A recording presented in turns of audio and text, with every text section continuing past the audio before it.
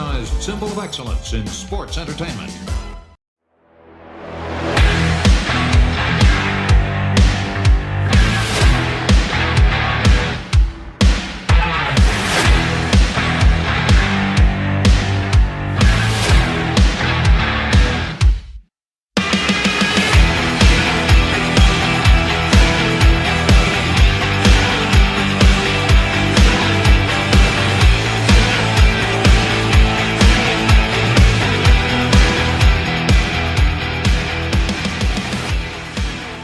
Hey, this is Kurt Angle, and welcome to the Kurt Angle Show.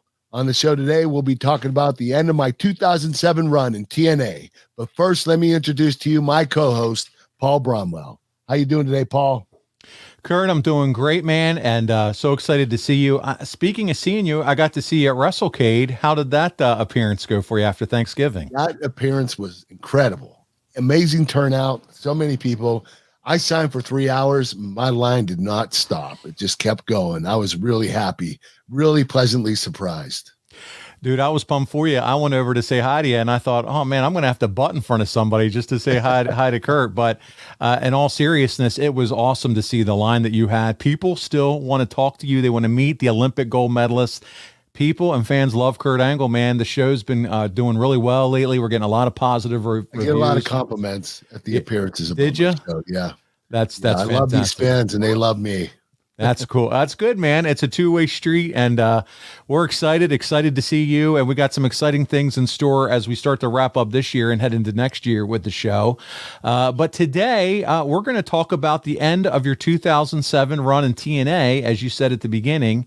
And when we last did a show about TNA from 2007, it was all about Victory Road. And that was where you and Samoa Joe defeated Team 3D. As Joe won the fall, he won the tag belts. He's the champion, and had the choice to pick a partner to be his champion going forward. But he decided, nah, I'm not picking anybody. And this led to Hardcore Justice with you versus Joe with 4 titles at stake. Kurt, does this make the tag team titles look like shit in your mind? I mean, does any of it make sense? You know what? Kind of, yes. You win them from the Dudleys, Team 3D, and you carry the title around, both titles around just one person. Like this person just won the tag team titles by himself. I don't think that was a good thing to do. I believe the only reason why they did it is because I had 2 titles. They wanted Joe to have 2 titles, and they wanted Joe and I to come together and have a match, and the winner gets all the titles. There you go. Kurt, we listen, we're doing it live here. Who's in the office with you today? Who you got? Tell us. My daughter Nicoletta, she won't shut up. Nicoletta, tell her that Paul said hi, and the Kurt Angle Show listeners love hearing her. So there you Letty, go. Uncle Paul says hi, and the Angle Show listeners love you. They want to hear you. You want to say hi real quick? Hi. Oh, there you go. We just popped a rating. That's awesome.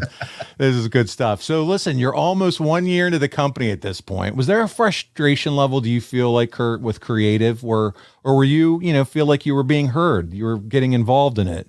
Or did you just say, hey, TNA, it's up to you?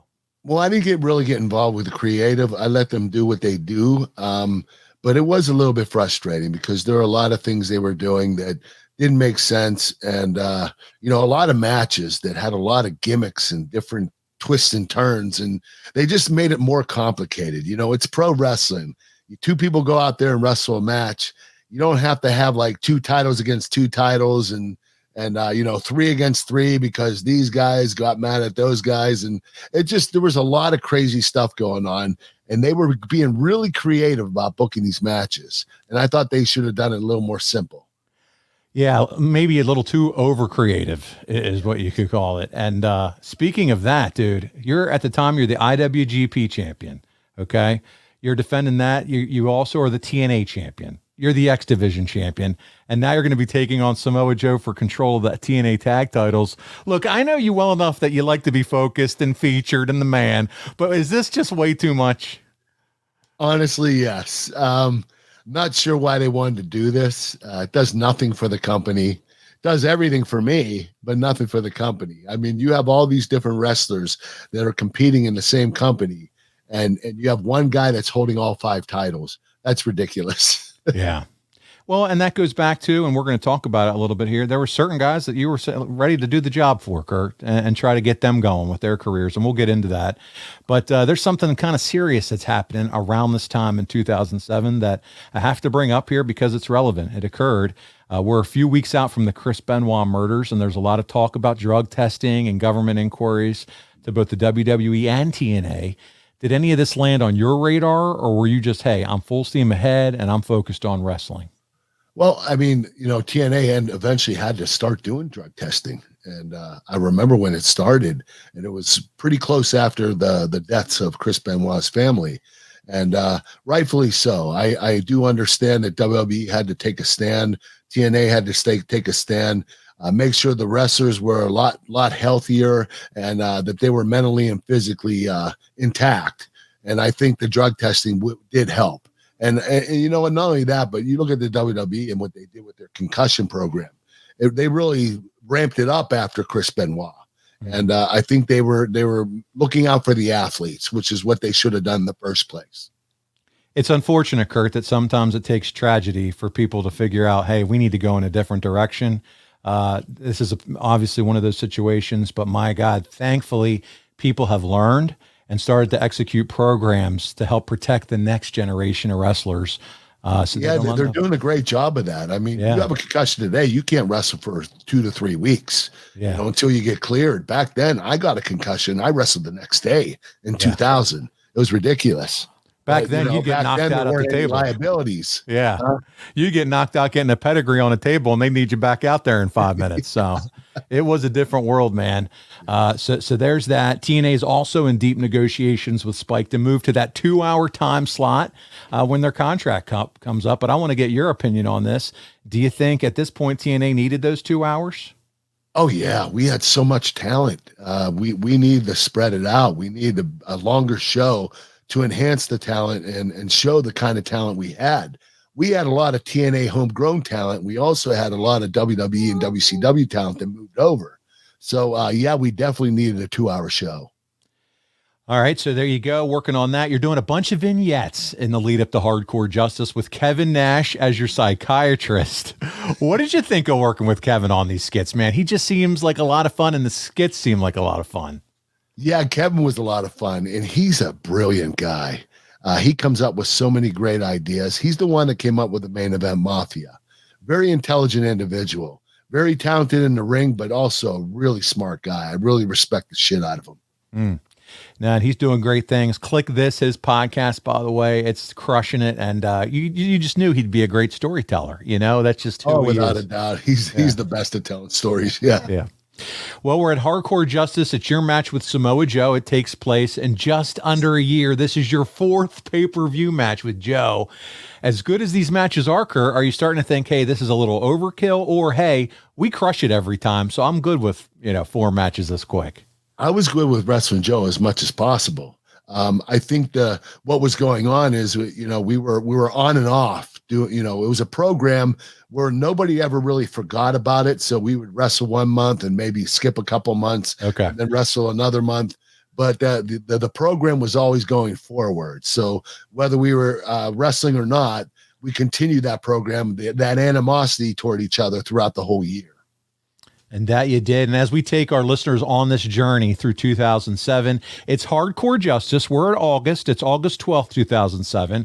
And the Observer had this to say. Kurt Angle beat Samoa Joe in 18 minutes, 30 seconds in a match where Angle put up the IWGP and TNA title, and Joe put up the tag team title and X Division titles. Meltzer gave it 3.25 stars. And guys, listen. You can check this match out and all of Kurt's TNA matches if you go to impactwrestling.com/packages and sign up using the promo code Kurt. It's brand new, buddy. We have a relationship with them. You had so many amazing matches. This is just another one here at Hardcore Justice that you can check out with Joe. You can go ahead. I needed something like this to show my talent from TNA. Do this new thing that they're doing now with TNA, and you're able to get the app and watch these matches. WWE wanted to purchase TNA a couple years ago, but TNA didn't want to do it. I was hoping WWE would get the library from TNA, and it didn't happen. So this is great for me, actually. Everybody that wrestled in TNA. Yeah, so check that out. And so we move on from there. Coming out of that show, the build is to no surrender. And the plan is for you to wrestle 3 times and defend all your TNA titles. I know you're not on the road like the WWE back in those days, Kurt, but man, this is pretty heavy workload you got going on here. Hey, Paul, could you repeat the question? Because I was thinking about something else. Yeah, no worries. Let me just make a marker here that I'll need to edit here. Edit. So, Kurt, coming out of that show, the build is to no surrender, and the plan is for you to wrestle 3 times and defend all your TV titles. I know you're not on the road like you were back in the days with WWE, but man, this is a heavy workload. Is it too much here, or are you digging kind of what's going on here? I didn't mind wrestling 3 times. I wouldn't have mind wrestling 5 times. It didn't really matter to me. Is it a little bit overwhelming? Yes, because you have to plan out 3 matches. You have to prepare for it during the day, and then you have to produce those matches at night. And I love doing that. I love that challenge. Like I did that like 3 different times in WWE, and I did it I think twice in TNA. And I always loved the challenge of wrestling 3 matches in one night. That was something that I knew I was capable of doing. Was this where Kurt Angle goes to creative and says, hey, listen, the best way we can have great pay-per-views is for me to wrestle at least 3 times on it? Yeah. Hey, I'm Kurt Angle. Put me on 3 matches in the pay-per-view and you'll get a lot of ratings and a lot of big buys. You'll have the best buys ever. I love it. I don't, you know what? I never thought of it that way, but I don't think that one guy wrestling 3 different times on the pay-per-view is really going to help the sales of it. That's my personal opinion. But maybe it did. I don't know. You're a wrestling machine, brother. And you, like you said, you didn't get too involved in creative. So their minds at the time thought, hey, this is great for us. So they wanted to take advantage of that and your star power and your wrestling ability. So there you go. By the way, it's also reported around this time that you, my friend, set up a meeting with Brock Lesnar and Dixie Carter. What can you tell us about that? Any details you remember? Okay. Brock calls me. He's not in the WWE. He says, listen, man, can you get me in TNA? I probably shouldn't even be saying this stuff. Oh, yes, you should. What? You know, Brock doesn't care. This is a podcast. You're supposed to tell stories like this. So he said, hey, what are you making? And I told him what I was making. He said, if you can get me that, I'll come. And I approached TNA and they said, no, we're not going to give him that kind of money. So it was amazing because I think that TNA at the time, I think they were at the top of their budget where they couldn't really get they're maxed out. You know, I was making a lot of money. Sting was making a good bit of money. And then you had a bunch of guys on the roster. And, you know, TNA, you know, the Carter family funded it for a long time. And then TNA started making their own money. But it just wasn't enough to bring in another guy for 7 figures a year. I just don't think they were capable of doing that. Man, just think, though, a shot at a generational talent like Brock Lesnar and you together in the same company. TNA would have lit up if he came there. Yeah. You got to have some foresight there, people. Yeah, I mean, we'll figure out the money. That's what I'm saying. It's Brock freaking Lesnar. Let's get it. You're absolutely right, man. Well, you're also at the time involved with John Cena's cousin. Do you remember this? The rapper Trademark? How did that all come to be? Well, I met Trademark with John Cena back in the WWE, and I knew he was a rapper and a musician. And I came up with this song. It came from Vision Quest. It was called Lunatic Fringe.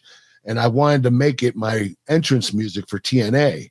So I asked Trademark if he could come up with a couple of words, different phrases and catchphrases that I use and all that stuff for the song.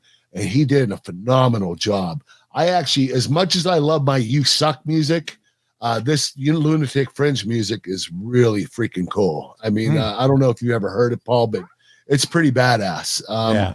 Have you ever seen the movie Vision Quest? Yeah, and I'm sure I've watched your matches in TNA, so I've heard the song. So yeah, you definitely had to have heard it. But I love that song, and Trademark did a tremendous job. There you go. A little inside information on Trademark, John Cena's cousin. That's pretty cool. So there's a 4-way match to determine who's going to be your tag partner, and Sting wins the match over AJ Styles, Christian Cage, and Samoa Joe. I mean, I love reading these names at the time of TNA. These are all stars, man. All stars. I know. They're all big stars. Yeah, this is to build the you and Sting facing off for the TNA title at Bound for Glory. But still, this leaves a lot to be desired. Why didn't they just say, hey, you can pick your partner? What's going on? You know what? This is what I was talking about earlier. You know, they made things complicated. They didn't have to have this 4-man match to come up with a tag team partner. All I had to do was walk up to Sting and say, "Hey, Sting, you want to be my tag team partner?" But they always made everything circle around wrestling. Everything had to be what you did out in the ring. And if you won, you got an award or you were somebody's tag team partner. It was always built around wrestling, not around storylines. So, Kurt, you're doing a lot of promos at this time with Jim Cornette, the TNA authority figure. What a lightning rod Jim Cornette is. What'd you think of working with Cornette? Talk to us about it. I love Jim. He was old school, 70s and 80s. That's how it was for him. That was his philosophy.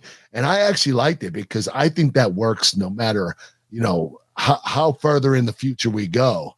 The way they ran stuff in the promotions in the 70s and 80s and the storylines and how they did it, it was simple and it made sense. And Jim Cornette was always about simplicity and making sense.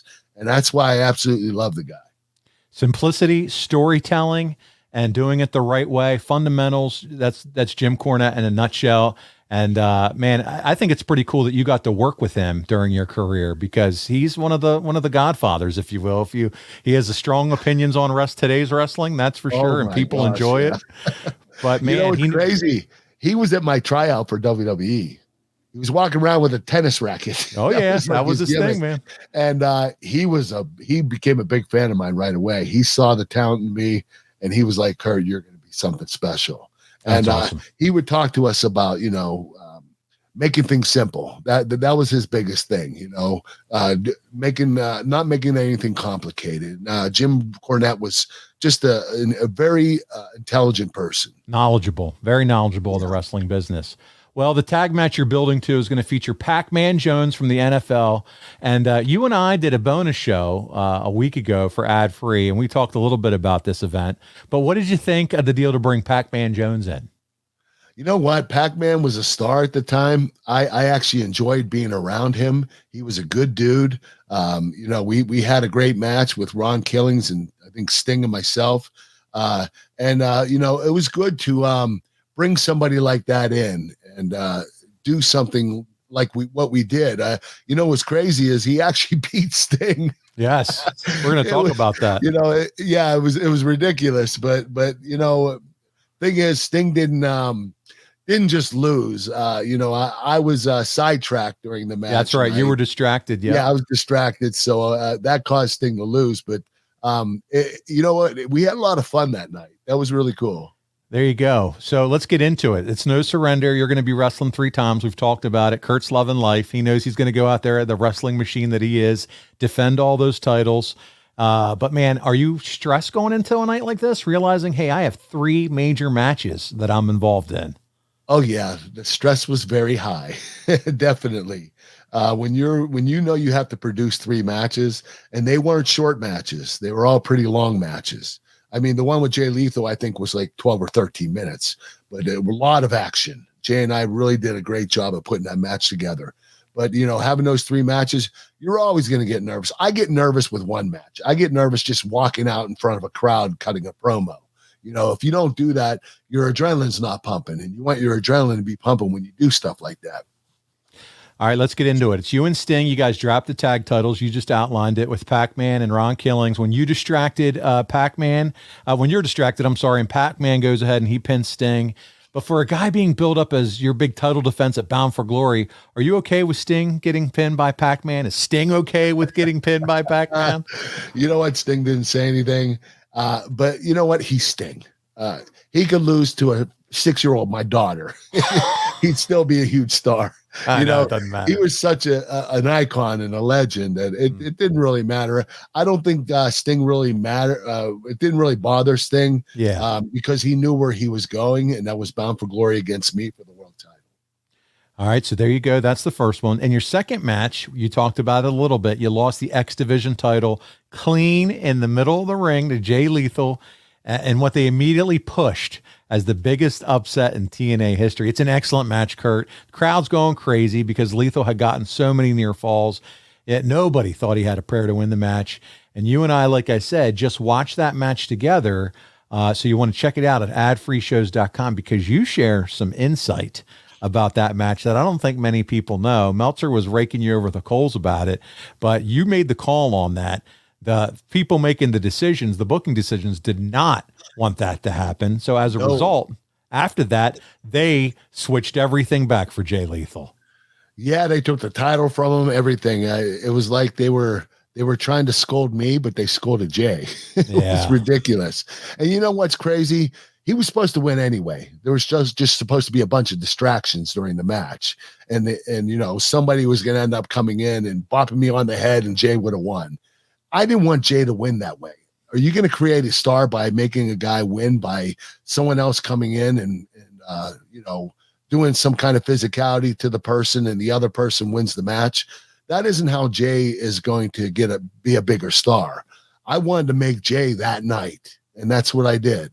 And you know what? They took it right from him the next day, which was ridiculous. Yeah, not a happy camper about that at all. Guys, again, we deep dive that on the bonus show. So here we go from the Observer. In his third match, Angle worked on Abyss's left ankle the entire match and beat him clean after taking off his boot, using an ankle lock to keep the TNA title. It was a refreshing change from the usual TNA title match. Here we go. That featured ref bumps, missing finishes, lots of interference, brawls all over the building. It was tough because the crowd was starting to drag when seeing Angle come out for a third time. But they worked a match that made sense, and even rare, where they were working a body part directly played into the finish, and he gave it 3.5 stars. Talk to us about working with Abyss, and you know, did you enjoy? Oh, I love working with Abyss. He's one of the best big guys I've ever gotten in the ring with, and you know what? He's safe. As dangerous as he looks and all the crazy stuff he does, he is 1,000% safe. And you know, we were supposed to have some interferences in that match too, and I called that off too. And I, you know, not that I was trying to get myself over more because I won the match, but Abyss and I were like, we don't need distractions. Let's just have a straight up match, and that's what we did. Yeah, there you go. All right, our first clip of the week. We only have 3 this week. So for all of those that are like, man, there's so many clips, we only have 3 this week, but these are all important to the storyline. And by the way, guys, this is important for Kurt, I think, for him, because sometimes we're going back a lot of years. So it's just also a good refresher for him to see. So we're going to take a good look at the ending to Kurt versus Abyss at No Surrender. Let's check it out, Kurt. And who would know better than the veteran Angle? And again, look at this, taking the boot right off of Abyss, exposing it.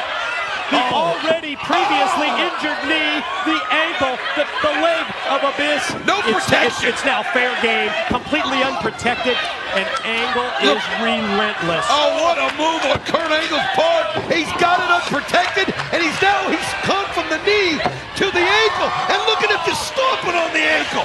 Oh my God, you gotta wonder if there's anything left in that leg of Abyss. He's just taking the beating now. He's worked the knee, now he's worked the ankle. Look at him, he's going after it again. Almost surprising to see him use those several shots to the top of the head of Abyss, but I think it's a good move. Knee pad down. The knee, the raw bone of Kurt Angle is exposed here as he comes off the middle rope. Oh, look at this, somehow! Abyss able to see it coming, and he gets to his feet. Barely won, but look at that right after the knee again. Wow. The repeated kicks, Angle off the ropes, ducks the clothesline. Here it is! Michael Slam, he hit it! Here it this is a chance! Here's 2! Oh my God! Kurt Angle got the shoulder up just in time! Angle almost had his 3rd title loss in one night. Black hole slam by Abyss. We talked about it earlier. How many people kick out of the Olympic slam? How many people kick out of the black hole slam? Especially at that point in time in a match when you're wore out and tired. You know what? You mentioned the desperation from Kurt Angle earlier. It was that desperation that allowed him to get that shoulder up so that he didn't lose his 3rd title of the night. But now you look at the tide turning. Yeah, Abyss can hardly walk. He's had the ankle damage. He's had the knee damage. But now what does Kurt Angle have left? Abyss going to try and use the power game. I don't know if his base is going to hold for him here. No, look at that. Yeah, roll through by Angle and right back to the ankle lock once again. Oh no, and he's got that exposed ankle and he's got it cinched in. And you can see Abyss trying to get to the ropes. He's close to the ropes, and Kurt Angle is pulling tight of him. You can see it on Kurt's face. He's pulling with everything he's got. Twisting with everything that he's got. Boy, those facial expressions on Angle tell the whole story, don't they? As he cranks the ankle lock submission. Abyss reaching and grabbing it as he gets just inches away from that rope. Angle drags him back to the middle and maintains the grip on the ankle lock. What we are witnessing here is one incredibly courageous effort from the challenger, the monster Abyss God. But at the same time, it's very difficult to watch, isn't it? Just from a pain standpoint. If he doesn't tap out, he's going to break his leg. I mean, he's got a threshold of pain that's unreal. But if he doesn't tap out, it's going to break his leg. And look at Abyss. He's just turning around, trying to find some sort of a way to get some motion. And look at him cinching on that ankle like he's going to twist it off. In anticipation of the tap out, referee Hebner comes eye to eye with the monster Abyss. The close-up look at the face of Kurt Angle as he cinches in that ankle lock submission hold. Look at the positioning by Hebner. It's perfect. He wants to see if Abyss is going to tap out right here. I mean, how courageous is it? Any normal man would have tapped out 5 minutes ago. But this guy will hold on for everything. Oh my God, he didn't even tap, did he? Ladies and gentlemen, the winner of the match, it's still TNA Heavyweight Champion of the World,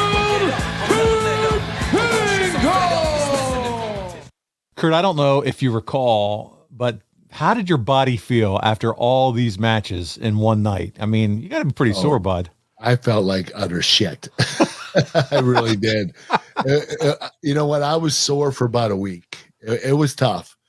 Doing those 3 matches, I probably put in 45 minutes of wrestling, and it was tough. I'm not going to lie to you. Even for you. That's amazing.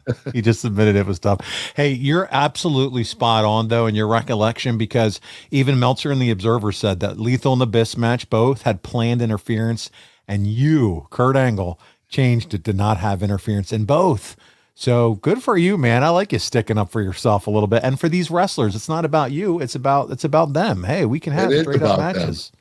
You know what? I actually beat Abyss, but Abyss agreed with me. He didn't want interference either. He wanted to lose straight up. And he didn't, the way he lost, he was in that ankle lock for 3 minutes. Nobody lasts that long in the ankle lock. So he actually did himself justice by hanging in there for a long time.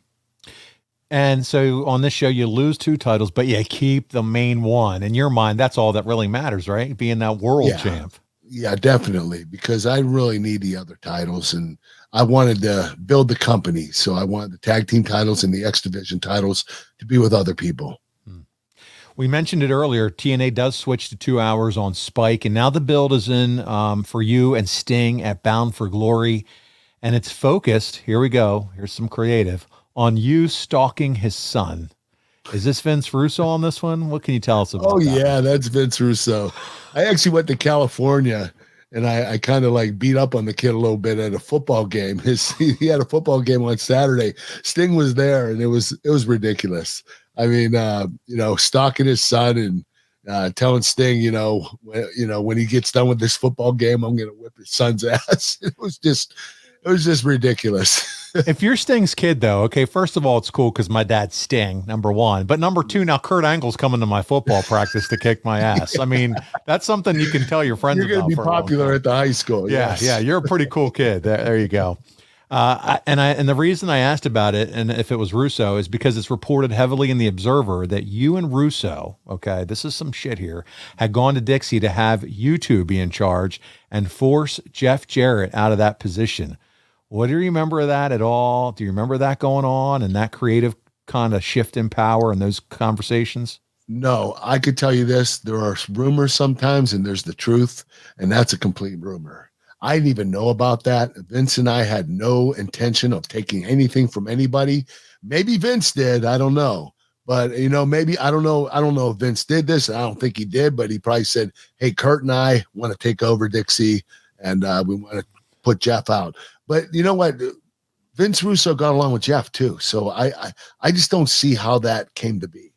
And not only that, every conversation that you and I've had on this show regarding TNA and your time there, you've always said, I didn't have anything to do with the creative. No, I didn't. I stayed away from it. I didn't want to deal. Right, and I did what they told me to do. So that would make sense then. You're also in talks with the IFL about becoming a coach. Did they ever go anywhere serious for you? we talked for a while, and then at the last second, it just fell through. There was like going to be 8 teams, and I was going to coach one of the teams, and they were pretty excited about it, but I ended up not doing it. Okay. Well, Kurt, more serious news. You're arrested September 28th for careless driving violation and suspicion of driving under the influence. Your demons at this time, they were starting to get tough to manage, weren't they? Yeah. I was having a tough time. I was making horrible decisions, irresponsible decisions. A lot of things going on in my life. Getting 4 DUIs in 5 years was just ridiculous. When you're doing that, you have a problem. And I didn't want to admit it until I ended up going to rehab in 2013. It took me a while to come to my grips, but eventually I did. And you've said it before on the show too. TNA was a good support system. I mean, even during this time, were they there for you? They never gave up on me. Yeah. TNA, Dixie Carter supported me. She was the best. She allowed me to go to rehab. I went to rehab. I took 5 months off after that. 1 year I blew my knee out. I had to have ACL surgery. Yeah. And they gave me 9 months off and paid me in full. I mean, Dixie never gave up on me. Whether I got in trouble with the law or whatever it was, she was always there to be there for me. And I can't thank her enough. She was an incredible boss. She was really supportive. Yeah, guys, if you're a newer listener to the show, you are going to hear nothing but good things from Kurt when it comes to Dixie, especially the way that she took care of him and treated him, paid him all along the way throughout all the trials and tribulations, and was just there for them. So that's always good to hear, man, when a company stands behind you. And they're, standing behind you here as you press on for Bound for Glory. You're in the main event defending the TNA title against Sting in Atlanta, Georgia. And that's a former WCW hotbed, buddy. How big of a deal is this for you? Atlanta, GA, where Sting really became the man in WCW. And here you are, you're going to take him on for a world title. Not only that, Sting was an icon and he was in WCW, and it's straight in Atlanta, Georgia. Yeah, man. But I won the Olympic gold medal with a broken freaking neck in Atlanta, Georgia. So don't forget about that, Bromwell. There too. But you know what? It was huge for me. Going back to that city and being able to perform there, especially with Sting, who was really red hot in that city of Atlanta, Georgia. It was a dream come true. I loved working with Sting.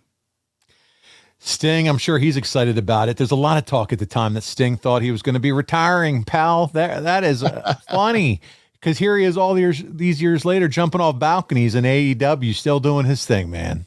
It's crazy, man. Sting is timeless. He's ageless. He is. He looks great, and he changes his look and feel, and even if it's a little bit, we still got the black and white paint, but he's one of those guys, he can wear as many clothes as he wants. He still looks badass and cool, and it can do his thing in the ring. That's because Sting is just cool. He is, man. All I can say about it. Podcast fans, huge ad-free shows announcement. The premiere of Click This, the Kevin Nash podcast, is coming to ad-free shows live next Tuesday at 9 p.m. Eastern. That's December 6th for a live watch-along of his world title match against Goldberg from Starrcade. It's happening next Tuesday on adfreeshows.com. Here's the deal. All $29 level members and higher on ad-free shows will be invited to join the live watch-along event. And Top Guy members will get to come up and chat live with Kevin during the event. Talk to Kevin. Kevin talks to nobody, barely talks to me, and I'm his co-host. This is a once-in-a-lifetime opportunity to chat one-on-one with Kevin and watch this live watch-along next Tuesday, adfreeshows.com. Are you surprised TNA wasn't running more shows out of the Impact Zone, or do you think they just weren't ready for it yet? I'm not sure what you mean by that question.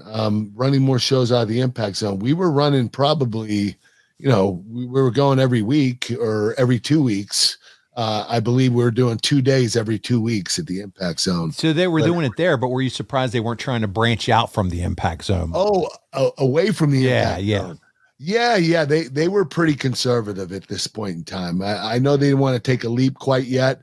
They eventually did, and we started doing a bunch of shows, house shows, and we started doing pay-per-views in some TVs in different cities.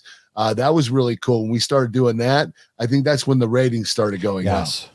And as a viewer of Impact, I just needed to see a different venue, and as weird as that sounds, because you had the same venue every week. Exactly right. You know what? A lot of them were the same fans in the same seats. Those fans were super loyal, though. They are, but there's something about a fresh look, a fresh crowd, and the energy that it brings. You can't replace the energy that different venues can bring. Now, it can be said some crowds and venues, they suck and can kill a show, but those, when you hit the right town or right spot, man, it takes the show to the next level. It's magic. You're absolutely right. Yeah. Yeah. So we're at Bound for Glory. Sting defeats you for the TNA title in Atlanta, Georgia, home of where you won your gold medal. From the Observer, Angle versus Sting was a pleasant surprise as a match. There was considerable question as to how well the two would click. As it turned out, at the 15-minute mark, this was turning into a tremendous match. Oh, wow. That's big praise from Dave. Then it was 2000 Raw all over again, which wouldn't be bad, except TNA does this all the time. There's 2 ref bumps, the visionary falls, and the outside interference. Even if it played well live, for people at home, I don't want to say it killed the match, but it did turn an excellent match into just a very good one. It was the swerve, which is all the heels run in, so you know the face is getting screwed, but the face overcomes it and wins. They haven't figured out, when people figure out that your angles are swerves, then all of your angles are going to lose meaning. But Sting and Kurt deserve a lot of credit for that main event, for working a great match, and for Angle carrying Sting, and Sting, for at the age of nearly 49, more than holding up his end, buddy. He's way older than that now, still holding up his end. Yes, he is. Meltzer would go on. He said Angle put on the ankle lock, but Sting kicked Angle off and he crashed into Nash. Sting used the Scorpion Death Drop on Angle, but no ref to count. Finally, Andrew Thomas came into count, but Nash pulled him out of the ring and decked him. Sting was bumping Nash and Angle around, and Angle got the baseball bat. Angle went to hit Sting, and Sting was supposed to block it. He missed blocking as the bat went right through Sting's open hands. Oh my God, we've seen this before, Kurt, and caught him square in the forehead. Guys, you get it. It got 3 3/4 stars. I got the clip. It is our second of 3 clips this week. It's the ending, Kurt versus Sting, Bound for Glory. Let's take a look. Now Kurt Angle has Sting where he wants him in the ring. And look at this, as you can see Kurt fighting it. Oh my God! Oh my God! That was unbelievable. 1, 2. Oh, you've got to be kidding me. How did he get the shoulder up after that? That's the part that's unbelievable. The fact that Sting is able to power out before the 3 count. And how about Angle from the top with the high risk? And now here's the ankle lock. Oh boy, this is going to be a tough one for Sting. Check out the positioning. Sting's in trouble in the middle of the ring, and Angle's got it. Angle has got the ankle lock cinched in. Oh, he's got it pulled tight, and you got to wonder, what does Sting have left as he spits in the face?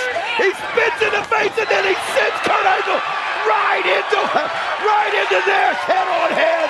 And now Sting struggles, and then Kurt Angle knocks the referee out. Oh, he hits the death drop. Scorpion death drop. Nash is down. Referee's down. Angle's down. Sting calling for a ref from the back, and we got another backup referee that can come out here. Somebody get out here. Sting's got it won. Somebody get out here. You can hear the fans are counting in the building. Referee Andrew Thomas sprints down, slides in, counts 2. Oh no, ref. Damn it. Look at this, Kevin Nash, and then he cleans his clock. Yeah, you're not going to get involved. You're not going to watch his back. Your meal ticket.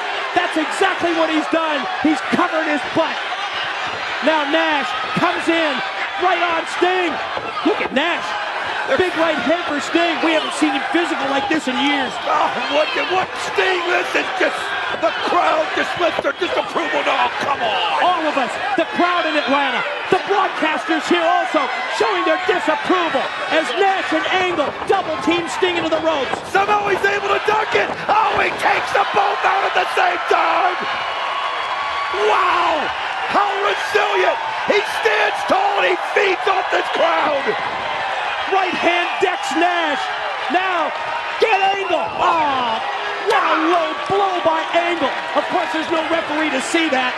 Every time it looks like Steve is rising from the grave. Every time they do something underhanded, it's just pissing you off. Look out for the baseball bat. The signature baseball bat of Sting as Angle took the shot and Sting stops it. Sting blocks it. Sting fires back. Back to the gut. Back to the back. Back to the head. And now Nash tries to come in. And now look at this. Sting uses the ropes. And then the bat. And Kevin Nash falls hard. Angle. Weary. barely gets up to his feet. Blood is flowing from the head of the challenger. And the champion. Both of them are bleeding, and he hits the Scorpion Death Drop. Rudy Turtle, count 1, 2, 3. He's done it.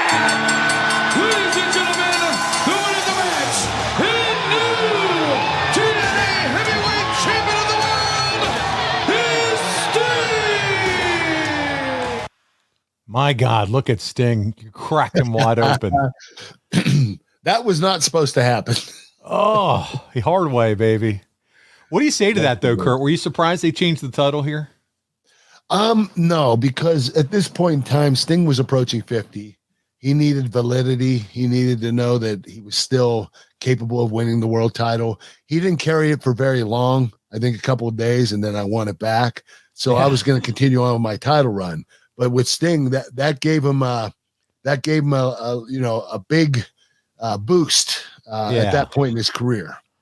That's the crazy part. That's what I was going to say. 2 nights later, Kurt regains the Impact title from Sting. So there you go. That's why we made him look like a monster. I mean, he looked unbeatable there. We were cheating ball shots and, hitting him with baseball bats, and Kevin Nash is coming in, and, we really made him look strong. Yeah, we got the review from the Torch, and they said Sting versus Kurt Angle just those couple nights later for the heavyweight title. The winner was Angle in 15 minutes to capture the TNA World Heavyweight title. Star rating 2, a letdown of a match. So I don't know if you remember this one. The presentation's great. Mike Tenay's doing a great job, as you can imagine, putting it over. But the match got kind of a Do you remember anything about that match? Yeah, we had a couple of blown spots. It wasn't our best night. I'm not going to blame one or the other. Just a few things happened in that match that weren't supposed to happen, and unfortunately, we lost the fans. Yeah, eventually the refs argue. Jim Cornette, who we talked about earlier, comes in and says he'll make a decision. And later on in the show, Tenay interviews Cornette, and Cornette announces that you, Kurt, are the champion. A lot of gaga here, Kurt, but it is what it is, and you're carrying the gold again, pal. Yeah, one thing about Cornette, he is very simple, but he does like a little gaga too. So, Jim is a brilliant guy, and he's done so much for the business. I have a lot of respect for him, though. Good way to close that one there. Cornette would then go on to announce that you would have to defend the TNA World title in a tag match at Genesis with Nash as your partner, and Sting gets to pick his own partner. So here we go. Defending the TNA title in a tag match. Almost as goofy as defending the tag titles in a singles match. Am I right? Oh, this is what I was talking about earlier. It makes absolutely no sense. You have a tag match that's for a singles title, and then you have a singles match that's for the tag title. It just, we were trying to get over creative. It just wasn't working. Russo and Cornette are probably beating the shit out of each other in the back. I know they're not crazy about each other, so I know, right? I'm not sure if one was blaming the other or what. Yeah, exactly. And was Jim just the mouthpiece with this Russo creative? Like, who knows how that all played itself out? But when you're told that Booker T is coming in, were you excited to have him with the company? Oh my God, yeah. I wrestled Booker T in WWE, and I absolutely loved all of our matches. He's such a great talent to have. He's not just a great wrestler, he's a great entertainer. I mean, one of the best entertainers in the history of the business. What this guy was able to do, I mean, he was so much fun to be around, especially in the Main Event Mafia. He was hilarious. I mean, some of the stances he would do, and he would stand in the ring and flex his lats. He did little stuff that we all would laugh about, but he was a lot of fun to be around, and he was going to end up tagging with Sting, I believe. That's how he made his debut, and I was excited about wrestling him. Yep, absolutely. Well, buddy, talk about excited. Probably the biggest movie star in the world had something to say about you around this time period, and I want to read it. In The Observer at the time, Dwayne "The Rock" Johnson wrote a letter and had this to say about you. Yes, Kurt Angle. To this day, Kurt Angle is my all-time favorite performer to work with. His athletic ability and work rate inspired and pushed mine every single night. He was always 100% egoless in his approach to the performance, which is a rarity in pro wrestling. We shared an athlete's mentality in the ring, and it was an honor to work with an Olympic gold medalist and such a good man. Dude, those are some big words from a big star, my friend. I'm going to cry. Yeah. That's good. Doesn't get any better than that. I mean, that's especially amazing. from Dwayne Johnson. I mean, I have so much respect for the guy, and he did a lot for me starting out. He was my first world title. I beat him for the world title. And at that point in my career, I couldn't carry my own match. He had to carry me, and he did a tremendous job. I learned a lot from Dwayne Johnson. Dwayne Johnson, this is an open invitation from the Kurt Angle Show for you to join us anytime. Come on the show, Dwayne. Because listen, not only would you be entertaining and fantastic to have on and tell stories, but it's guaranteed you could make Kurt Angle cry, and we're here for it. So I promise I'll cry. He'll cry on demand if you want. If you can come on the show, man, that would be so cool. But man, I joke and kid, but that is so that's so cool. That's got to mean a lot to you. That is cool, man. He didn't have to do that, and he did, which I appreciate very much.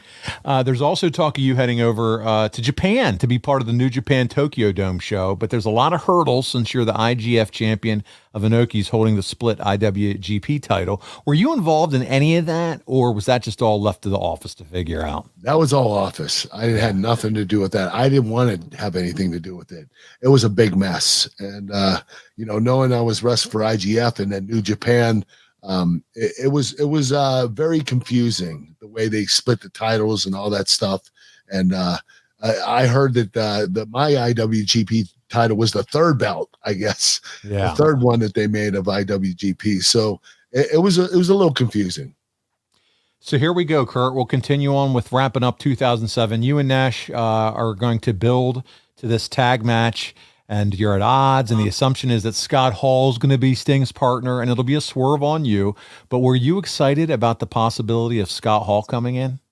Oh, yeah. Scott was a great talent. I watched a lot of video of him in WCW and WWE when he wrestled Shawn Michaels in that ladder match. I knew he was a very gifted athlete, and I wanted to try a piece of Scott Hall. I was really excited about it, but unfortunately that didn't happen. They had a funny segment that aired around this time too, where you put an ankle lock on a Sting dummy that fell from the ceiling. I'm sure you enjoyed that, did you? Oh, it was a blast, man. I had so much fun doing that.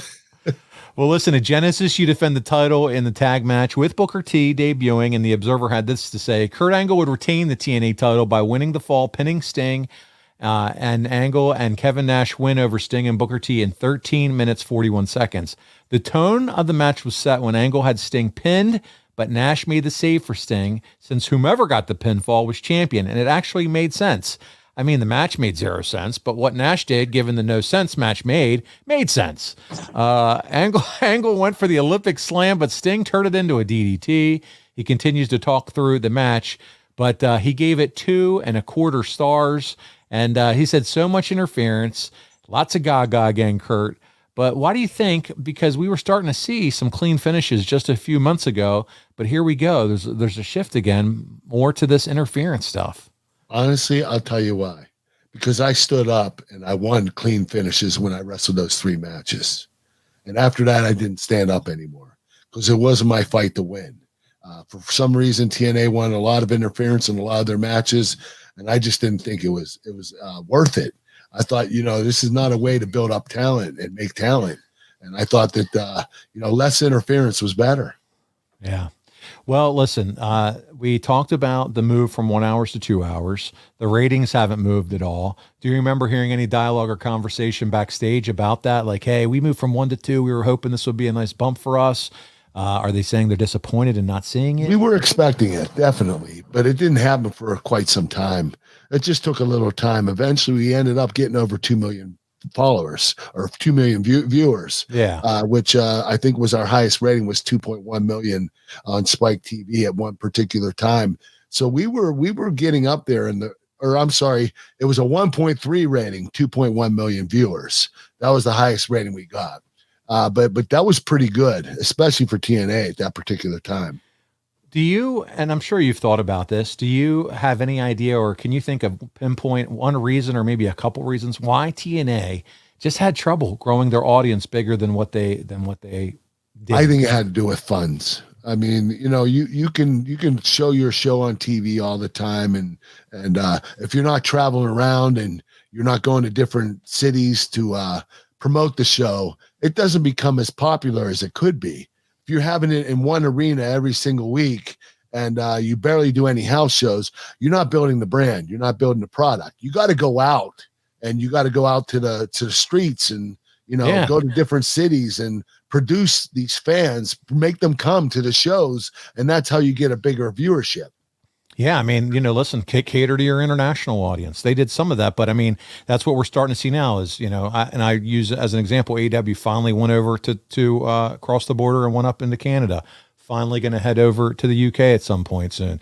That's how you grow the business. You have to. Yeah. The Angle Alliance is born with you, AJ, and Tomko, buddy. Was this something that you were excited to be a part of, or? Yeah, you know what? AJ and Tomko and I were really tight. We were really good friends. Having that team was really cool. Having a big guy and an incredible athlete like AJ Styles, this was a good team. So Kaz won a tournament to become the #1 contender and wrestles you on Impact. You win a great match. What did you think of working with Kaz? And did you think he could be an even bigger star with TNA back then than what he was? Oh, TNA missed the boat with that kid. Yeah. I mean, he was such a good-looking kid with a great look and great wrestler. He could talk. This kid had all the talent in the world. I believe he could have been one of the top 4 talents in the company. It just unfortunately didn't happen. So let's talk about the Angle Alliance. Hall and Nash, they're together. They're at the Impact Zone, and the Angle Alliance attacks them before Samoa Joe would make the save.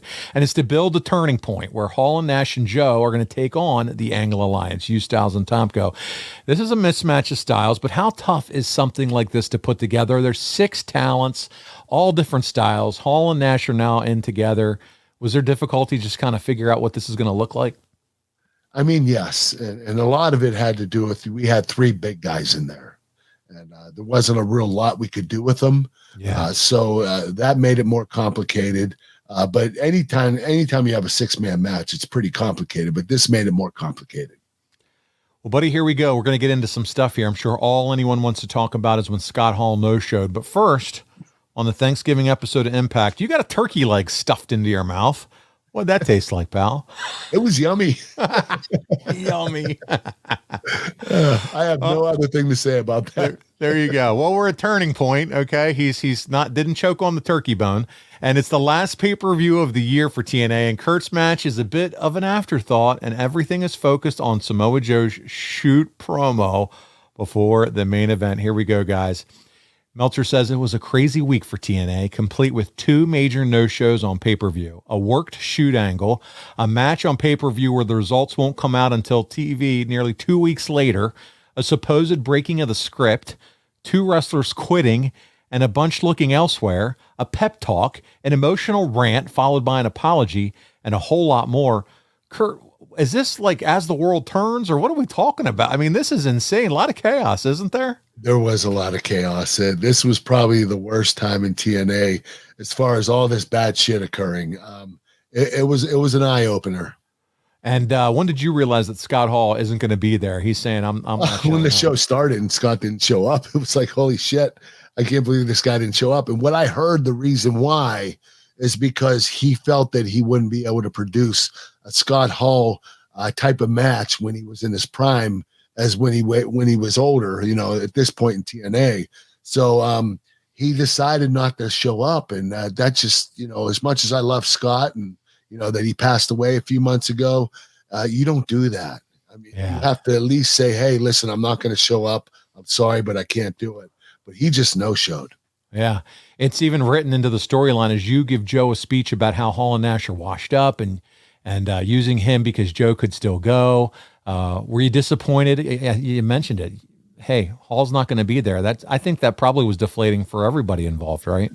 Yeah. It was a big bummer because everybody was expecting Scott Hall to show up. This is the premier match of the night. And unfortunately it didn't occur the way we thought it would.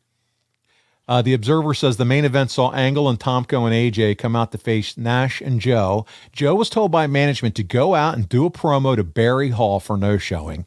Somewhere in the promo, which wasn't playing much ahead of time because nobody knew if Hall was going to come, the story is that Joe went off track and into business for himself. The strangest part, aside from the whole show building to the promo, was the sign of the Vince Russo work shoot playback, including telling everyone it's a shoot and looking at Dixie Carter and saying they would fire him if they didn't like it. Nash in the ring looked furious that he was getting buried in the promo. Joe's purpose by management was, because they thought the fans loved Joe as the babyface, to make it seem like it was Hall's fault, and then build up and make people accept Eric Young as the third man. So instead of Hall, it's Eric Young. Kurt, thoughts on how that made the match? Did it make it better? You know what? Eric was a great replacement. Anytime Eric Young, you can use him as a replacement. He's the perfect choice, but he wasn't Scott Hall, and everybody was expecting Scott Hall.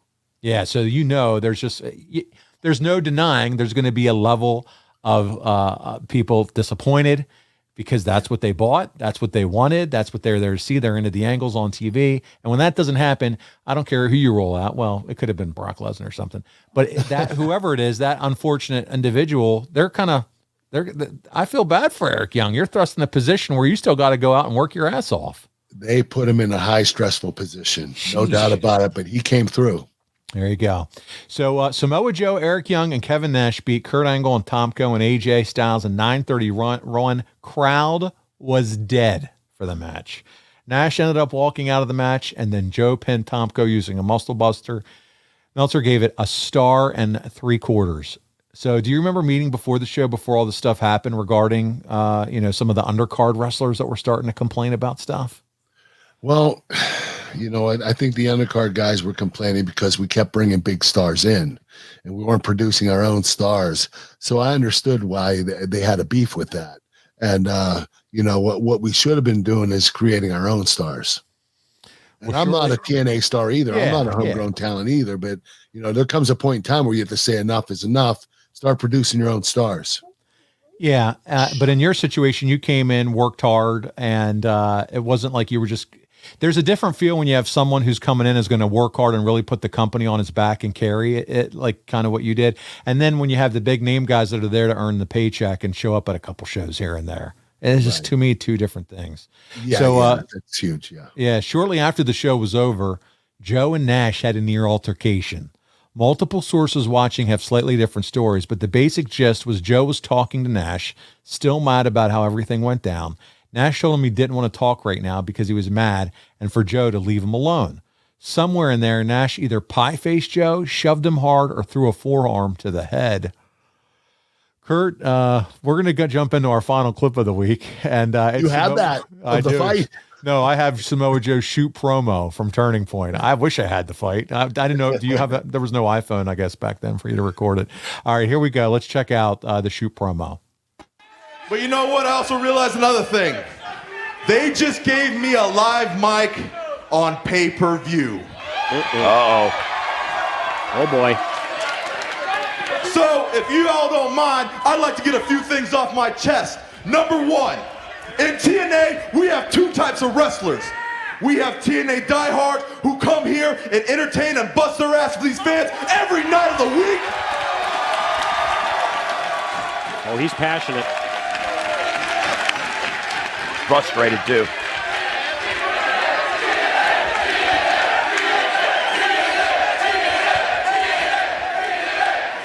And we got superstars who think they can come and do whatever they want, however they feel like. We have superstars who come out here and not only screw us, the hardworking wrestlers of TNA, but they screw each and every fan who paid to see them, no matter how old they are.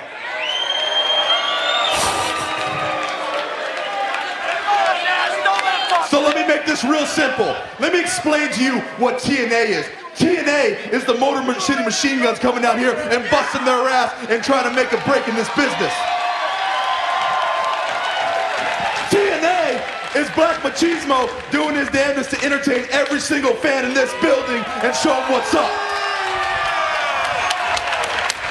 TNA is Samoa Joe coming in here and doing what he does best, wrestle and be the best damn professional wrestler in the world.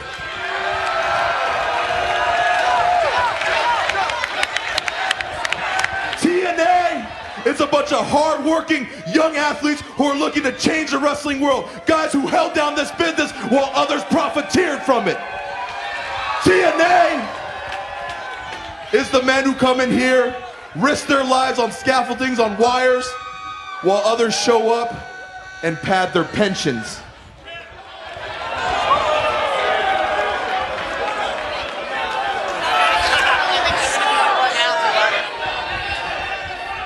So I'll tell you what, Scott Hall, Chico, kiss my ass. You punked out and you're a punk.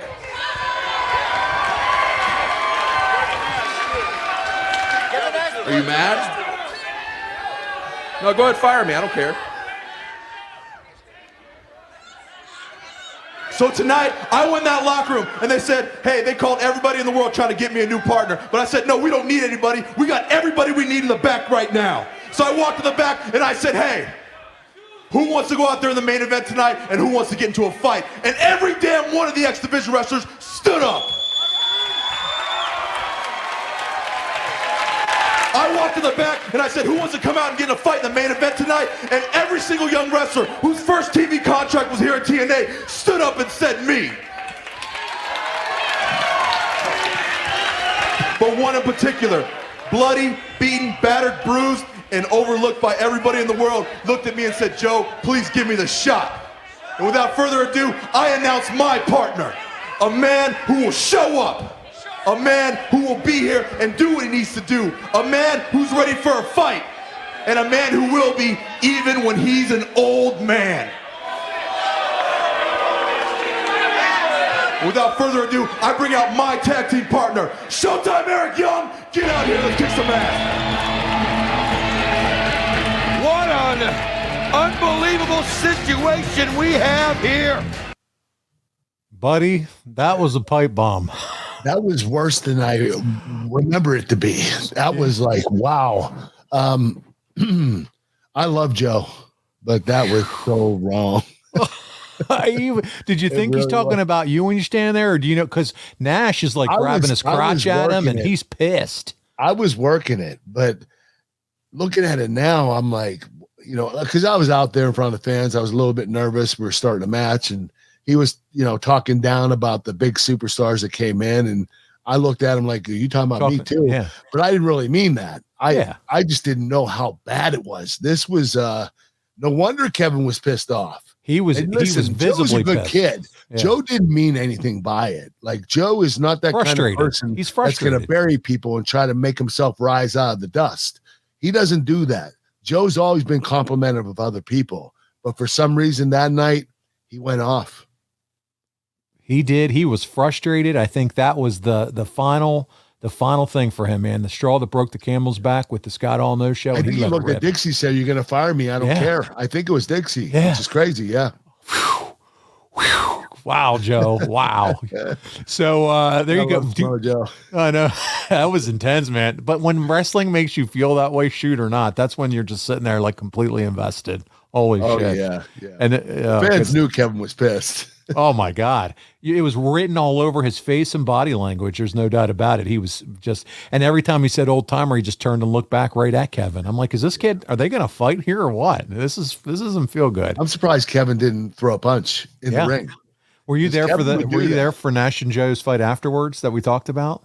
It was, listen, Joe was trying to apologize. Kevin didn't want any part of it. He was trying to get away from Joe. Joe kept saying, "Hey, I didn't really mean it. I was just cutting a promo." And Kevin ended up slapping him in the face. But Joe, thank God, Joe was smart enough not to retaliate, because that could have been one ugly fight. I don't know who would have won that fight. Samoa Joe's a badass. So is Kevin Nash. And Joe knew to shut up and keep his mouth shut and walk away after that. Well, there was a moment, Kurt. That's one of the first we've had together doing a show where we saw something that intense. I was there, and I don't remember it being that bad. Yeah, that was pretty bad. Yeah. That was good stuff. From there until the end of the 2000s. Go ahead. I love Joe. I don't mean any disrespect to Joe at all. Yeah. No, none taken. But and also, you know, this is a different point in his career. He's going to be feeling a certain way, and again, and you know what? That's passion. He was one of the originals. He had to feel frustrated at this point because they were bringing in big stars. Yes, exactly. And they were overlooking Joe at certain points in time. You know, there were times when they weren't pushing Joe at all. It was because we already had a bunch of stars that came in. He's talking for Joe. He's talking for AJ. He's talking for Christopher Daniels. He's talking for Bobby Roode. That's what Joe was doing in that moment. It was him and the rest of those guys that really felt like they were the building blocks for the company. You're absolutely right. From there until the end of 2007, you're building towards going to Japan. You're taking on Yuji Nagata for New Japan and also taking on Christian at Final Resolution. But we'll discuss that at another time. That we're going to do that in 2023, buddy. But we have some fan questions as we wrap up this hell of a show. Man, this has been fun. I didn't expect all this stuff. But Hazard F5, our buddy, he is a belt collector and does awesome belt reviews, championship belt reviews. He said, I felt bad you having to carry all those belts around in 2007 after you won all the titles, with each weighing at least 8 pounds and the IWGP title weighing around 14 pounds. During that time, you did an episode of Impact where someone stole your clothes and you went around interrogating people while wearing a bright pink Speedo, which only you could make look both ridiculously funny and deathly intimidating at the same time. Whose idea were those segments and how funny were they? You looked like you were having an absolute blast. It was Vince Russo. I mean, I got to the point where I was in a meeting. People were sitting at the desk, and I was on the table walking back and forth with my ass hanging out and my balls hanging. And, these people are like, oh, my God, I'm looking at Kurt Angle's junk right now. It was so funny. Vince Russo was trying to make it as ridiculous as possible, and he succeeded. And, buddy, you were ready to play along with it. You were ready to shake that ass and jiggle them balls. Kurt Angle. There you go. Oh, the Olympic Jewels. Matt Godfrey's up next. How was working with Kevin Nash? He's one of my favorites. Any stories about him in TNA? Don't have many stories about Kevin, but he was a joy to work with. He was really intelligent. He was a guy that was a good locker room leader. He took pride in doing that. I was a leader too, but Kevin was one that led by example, and he was very smart about the business, and he taught the kids, the younger guys, a lot of stuff, like stuff about not just how to respect the business, but how bad it is to politic. Because I think Kevin did politic a little bit in WCW, and he understood it, and he was just trying to spread the word that you shouldn't be politicking in wrestling. And Kevin was really big on that. Yeah, I mean, he'd been through it himself, been on both sides of the fence, and now he's just trying to impart some of that knowledge and wisdom to the younger wrestlers. There you go. Brian Harems is up for our final question of the week. You won the title back from Sting so quickly after he won it. We talked about it. Does winning it back so quickly negate the story of Sting winning it, or was Sting bigger than the title and he didn't necessarily need it? He didn't need the title, but at that point in time, he was approaching 50. I think it was good for him to win the title to give him validity. That he wasn't going to carry it very long. They didn't have plans on him being a long-term champion, but they wanted him to win the title just to keep him up in that top rank with everybody else. And then I won it back from him a couple of days later. Yeah, we definitely got to make sure we say Kurt did win it back, by the way. He was the freaking champion. I won it back. Oh, there you go. It's damn true. Next week, Kirk, Armageddon 2002. So we went to 2007. We're going back 5 years earlier. It's you taking on the Big Show for the WWE title because we're building to WrestleMania 19 as we wrap out of that event and head into the very next year. Looking forward to that, man. 2002 Armageddon, going to be a fun one. Me too. This is a big time for me. This is one of my best years of my career, and I'm excited about it. There you go. Guys, listen, we send out a lot of links and talk about a lot of things. I'm going to make it simple for you. AnglePodlinks.com. If you go to AnglePodlinks.com, you're going to find it all there. You're going to see where to find this podcast, where to find it on YouTube, where to find our merch store for the Angle Pod, where to follow us on social media. So instead of me spitting out all the different social media sites, go to Angle Pod Links and you're going to get hooked up. I will specifically call out our YouTube channel because we got a guy over there now that's working the YouTube channel for us, putting out a lot of awesome clips and links. So you can check it out, youtube.com /The Angle Pod. Smash that subscribe button. Check it out, likes, and we appreciate it. YouTube is a big part of what we do, and you get to see Kurt's beautiful face. Sorry about mine, but you get to see Kurt every week and his reactions to these videos, which are really cool. And we're working with Impact Wrestling, man. So when we do TNA shows, hopefully it'll all be filterless.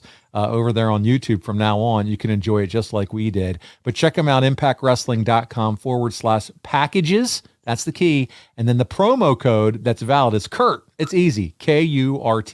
Kurt, let's tell them about Physically Fit and what they can do to get that 20% off. All right. We have Physically Fit Nutrition, chicken snacks, and Snack Smart Crispy Protein Bites. One's chicken protein, this one, and this is organic plant protein. There are 11 different flavors. You can go to physicallyfit.com. If you use the code AnglePod, you get 20% off your first order. Or if you become a lifetime member where you can sign up on the website, you'll get 20% off forever. These are delicious. You're going to absolutely love them. The company is doing pretty good right now, but we need a little bit more business to keep it rolling. We really do appreciate your business, though. Go to physicallyfit.com to order yours. There you go. And go to KurtAngleBrand.com, especially as we head into the holiday season. That's where you can find all your fun stuff. If you want a cameo video as a birthday present, if you want anything, a t-shirt, a milk carton for a stocking stuffer, any of that cool merch is over there, KurtAngleBrand.com. And he always wants to remind you that their birthday cards are there. Look, if you're watching YouTube, he's got the little cowboy hat on. Look at him. Ride your horse, Kurt. Ride it. Yeah, there you go. Oh, he's riding a horse. Holy shit. That's awesome. KurtAngleBrand.com, where you can check out all things Kurt Angle. Kurt, this was fun, man. Appreciate you doing this with me again this week. Great show. Me too, Paul. Had a lot of fun. Looking forward to next week, too. We are. We're going to rock it again next week, Armageddon 2002, on behalf of your Olympic medalist, your Olympic hero, Kurt Angle. He's the man. He's won so many world titles, I can't even count that high. This is Paul Bromwell. We'll see you right back here next week on The Kurt Angle Show.